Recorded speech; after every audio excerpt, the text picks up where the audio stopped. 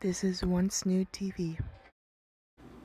2015, maybe 2016. I don't remember. Basically, when I stopped making music, I stopped making it because when I made it, I had a core of individuals that I made music with that I wanted to be successful with because it was our dream to do so. It was our dream to make the music and be successful and tour and do Nardwuar interviews and all that other stuff.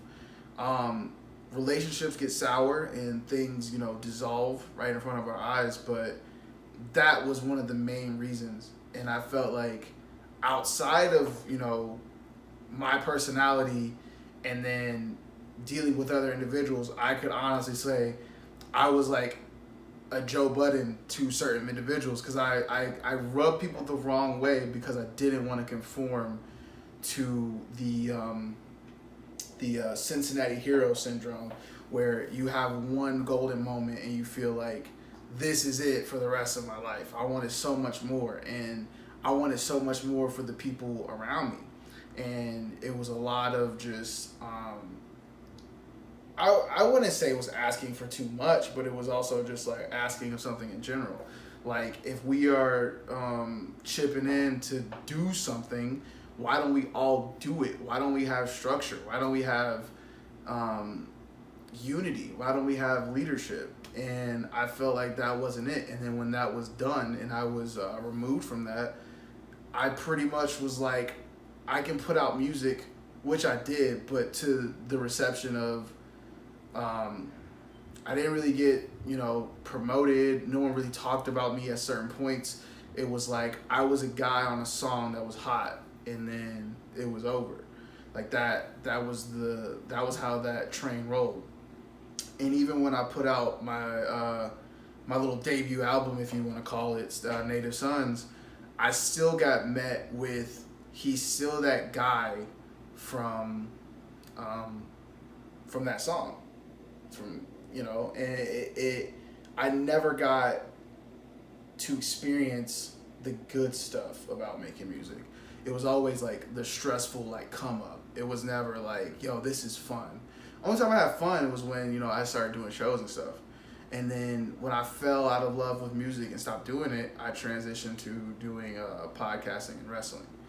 And another situation where relationships go sour and things interfere, and that right there was more of a heartbreaking experience because I was doing something with like a new thing that I was into and was developing and wanted to grow within podcasting, but it was soured because someone that I loved and cared for that I did it with kind of, I want to say, took eyes off the prize and kind of was like, yo, I'm gonna go over here and do this. And I'm like, yo, fam, like, what are you doing? Like, we have a goal, we have a set, agenda that I thought we did, and then it wasn't like that. And it was like, all right, well, now I gotta focus more so on the wrestling.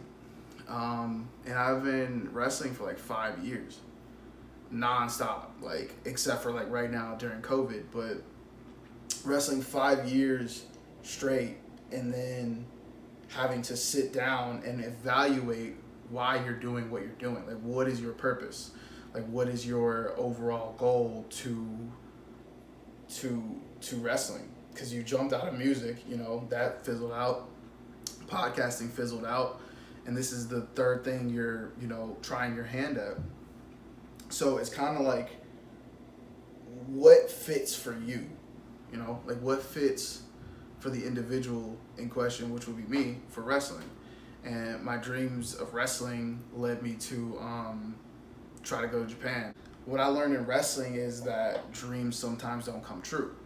And that's kind of like the overall narrative, I would say, for my life at that point. Like, like, music didn't come true, podcasting didn't come true, wrestling is looking real bleak, but it's like,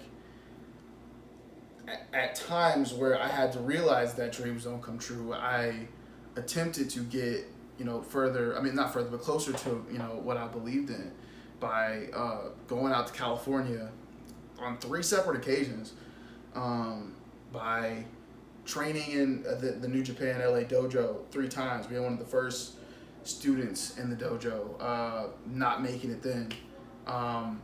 Second time I went, didn't make it then. And then I remember this was the universe really really testing me because it was listening.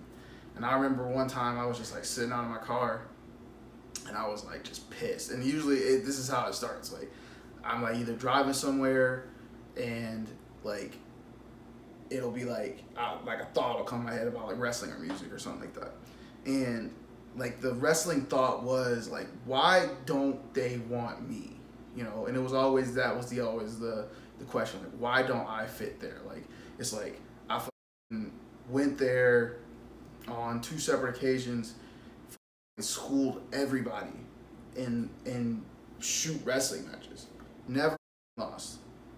I was one of the best wrestlers there, and I just was like, I don't understand why I wasn't it. But the rant was a little bit more vulgar than that. It was more explicit than that. But basically, like after that, and I remember this for a fact. It was I don't remember the day, but the time was like 11:59, and then I walked into my house, and then right when I got in the front door, I checked my phone, and at midnight, New Japan announced that they were gonna do another class in September, and I was like, whoa, this is scary, because it was like the universe was like, all right, put your money where your mouth is. Like this is it. Like if there was any sign of this is your last opportunity to prove that you belong in this environment with these guys who you feel like you're on the same level, if not better than, if you feel like one of the dudes was ducking you, if you feel like nobody could touch you in wrestling at those camps, if you feel like, if you feel like you were overlooked or you didn't have enough, like this is your opportunity to prove that. And I will never forget that day. It was the worst travel days I've ever had flying. And I remember I missed the flight originally, even though I had plenty of time to get on the plane. But the girl at freaking who was I flying with? Frontier. She was not with me. She was like, "Nah, fam." I'm like, "Dog, like I could get through TSA in like 10 minutes if you just like let me get on." And she was like, "Nah," but I had to get a whole new flight. I got on the flight. My flight was if I had to be at the dojo at 5 o'clock West Coast time, I left Cincinnati at like, I want to say noon or something like that. Something crazy. I don't know how time zones work, but like basically when I got there, I had to basically jump out of the plane, jump in a Lyft or a Uber or whatever, and drive to this dojo in Carson, California. Basically, if anybody has been to LA or know anything about Los Angeles, at a certain point in time, traffic gets real bad. And I just remember being in this car and this dude he's taking streetways, or he driving through little neighborhoods, and we driving through the city, and he's got to get to Carson, and it's yo, I don't know if I'm gonna make it. So I just start stripping in the backseat of this dude's car, changing into my wrestling gear. And I remember specifically I was like, this is it, this is do or die. And I jumped out of the car and ran in the building while they were warming up, and got to it. But the one thing that I do remember that set in, that was this is not the route for you. This isn't it for you. I had a match, and after the match, basically somebody on the roster, Rocky Romero, who does a lot for New Japan, was like, "You're a good wrestler, but why won't anybody take a chance on you?" And that was the initial damn, I didn't make it. They didn't pick me. just for 24 hours to be in California. And I'll never forget it. It was September 30th. And it was like, man, I was just like, now I don't know what to do. And then it hit me real hard because like that was another thing that like with music and with like podcasting and now with wrestling, I get 3 rejections in something that I like put my like soul into. Like in music, I was like broke, excuse me, for like majority of my music career. I was like super broke, from being on K Remix to putting out Native Sons. I was broke, working terrible hours at jobs, and then like podcasting was all right, but it didn't work out because we weren't on the same page. With wrestling, like that was just like the signal that it was like, yo, like this route ain't the route for you, and this is how the universe told me, like this is not it for you to be here right now. And that took me back. I was like real depressed about it for a little while. I didn't even like want to work out because I worked out like super hard like before then to get there, and like for a month straight I just worked out every day. Every day I got off work, I just after my shift I just worked out.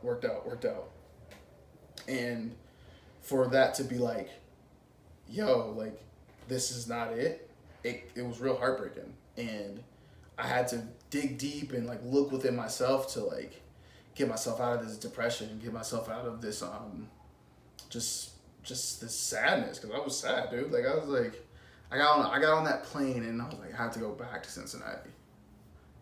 I have to come back here. I have to be here because I don't know when I'm gonna leave. And going back to like the Cincinnati hero syndrome, it's like you go somewhere and then like you think you're the one, but then reality hits you and you have to come back to the city. You have to come back to the place where opportunity comes far in between, or there isn't one, or you're stuck in Groundhog Day every single day of your life. And at that time, I was like, I had to figure something out for myself. And then playing, one of my favorite video game franchises, Metal Gear Solid 5, The Phantom Pain, I was like, there's a character in there named Eli. And on the back of his jacket, it says, never be game over. And like, for some odd reason, like that specifically like caught my eye every single time. It was like, never be game over. Like, never be game over. Like, and it's like that just always, like, that visual of that jacket always, like, showed up in my head. Like, never be game over. Never be game over. Never be game over. And it was like, what does that mean? And then I was like, it just means, like, never, like, even through, like, adversity and through, like, difficult times and just being very, like, down on your luck and, like, just being depressed and, like, just... There's no way to win. There's no way to overcome the obstacle. You just never lose. You never die. You never submit. You never succumb to whatever it is that is plaguing you at the time. And never be game over became something of a mantra of mine that I was like it stuck with me for, when I finally like accepted it, it just stuck. And it was just like, this is something that I'm going to wear with me for the remainder of basically my life. Like, it's never be game over. And I had Eli's jacket basically created out of a jacket that I had, like, so it was like kind of like a cosplay, but like I wear it to my wrestling matches. I wear it in my wrestling matches. Never be game over.